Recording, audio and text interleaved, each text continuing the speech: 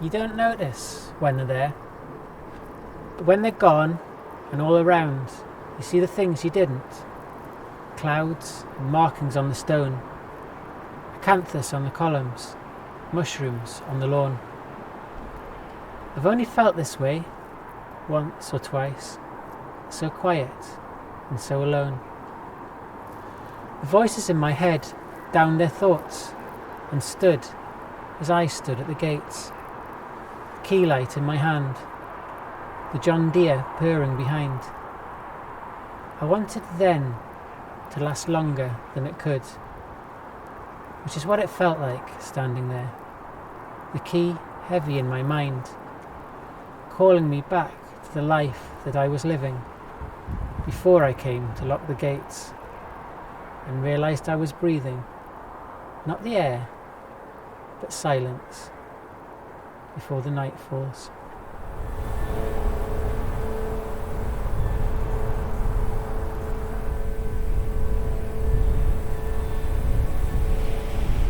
Landowner, groundskeeper, quarryman and miner, bottlesmith, salt designer, clinkermonger, harbour, party house, theatre maker, writer's bank and legislator, pan impresario, comedian and trickster, fire breather, burn survivor, nursery and bat cave, a hidey hole for nature, proprietor of mud, rosarium and gardener, archivist and palladium, a tough guy by the water, a tender, ruined god.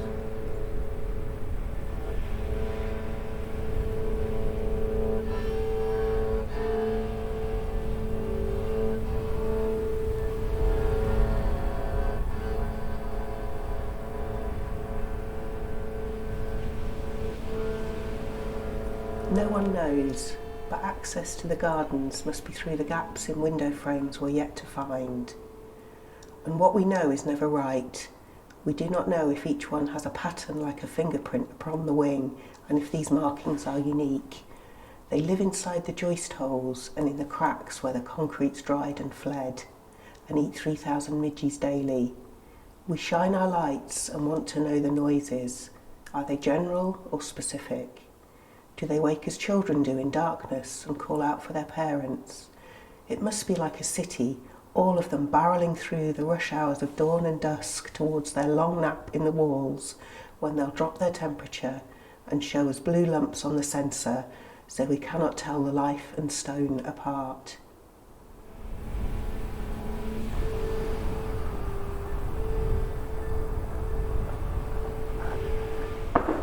You do not see us coming, but we see you, marching purposefully across the lawn to where the hares frolic and the huntress is sentry, or once was when Pan believed the woods and all the does were his, and not some Delavals or others, when land was land's and no man's, and we a natural plunge, before the spade, before the kiln, when we would ditch and not some trap to hold the sheep and horses back, and not some trick of green on green to make it look like everything is yours and yours alone.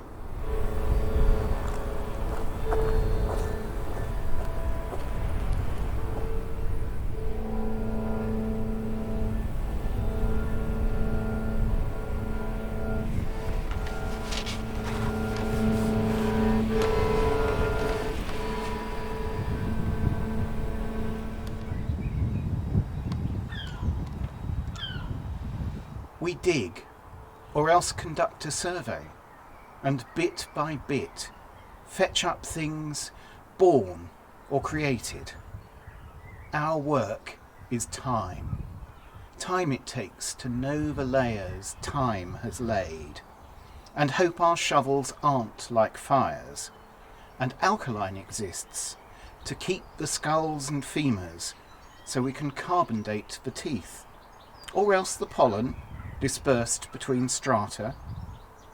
We are not miners, but disciples, and work to spread belief in land not as commercial, but as sacred interest.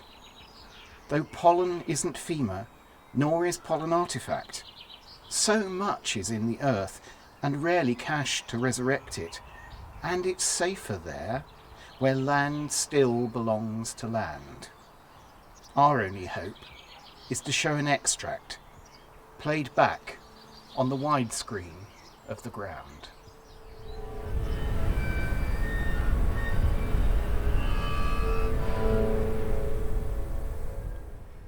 With no means of getting out or anywhere, to walk for miles is to court a cold that takes a while, comes in waves, shivers off the spirit, like a cat does water when it rains.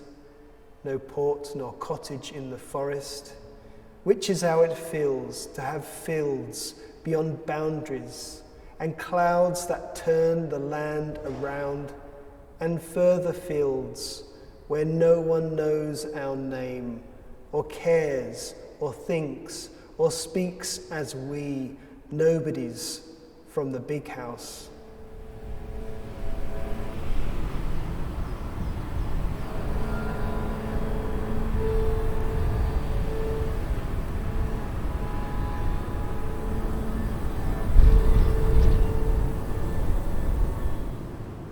My lord, only in our poems do we possess the romance of the plough.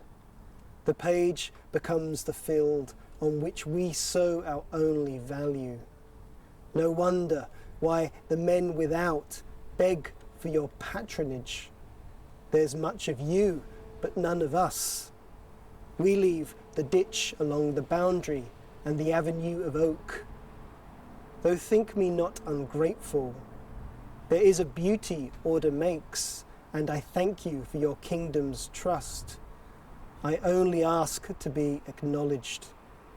Like stonemasons and labourers, I made your world possible, and England a heaven where I too exist.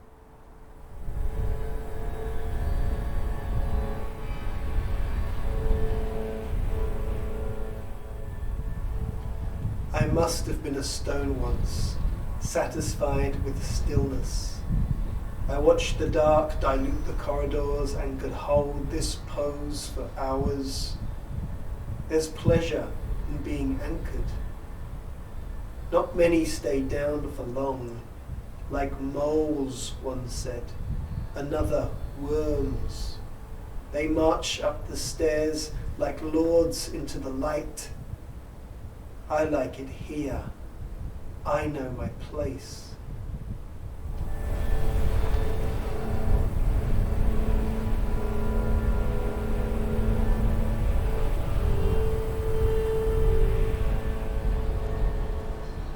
I go up high to feel the wind, when wind does what the wind does, fast and low and furious, and rain is grit, is glass.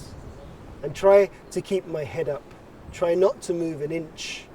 And I do this while I hold my hands up like a fin and beg, pray and beg for it, for lightning head to toe along the conduit I call myself. Since the summer started, I've been amongst the putti, spine alert to rumbles, to see inside that second when the lightning strikes, to see the ground below alive like fire in the August pines, the mud tracks and hedgerows bright as molten glass, to see that country from above electrify the land.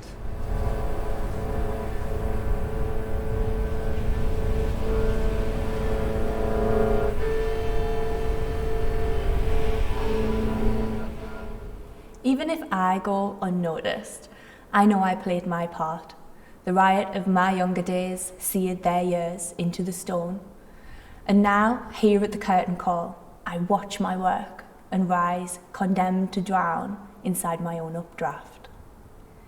Here's the world I might have known, woods and fields and open time had nature cast me differently as, say, a blade of grass, and not the spark, applauding in the chimney of the one night only theatre of the North.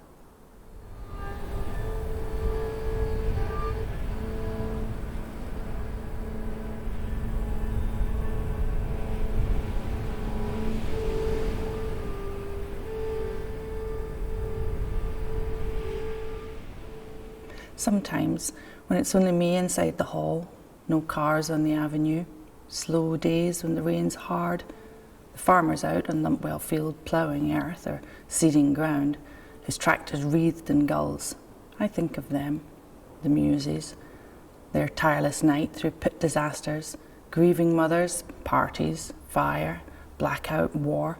I think of them, these mysteries, niched in Vanbragh's vision, but nonetheless here. And I watch them while the rain falls, while the bats begin to fidget inside their homes, inside the walls. And I know these plaster effigies are just as good as any faith one might employ to find one's place in the empty hall of history. Stone is turning into wing behind the cracking robes. I sit here and listen.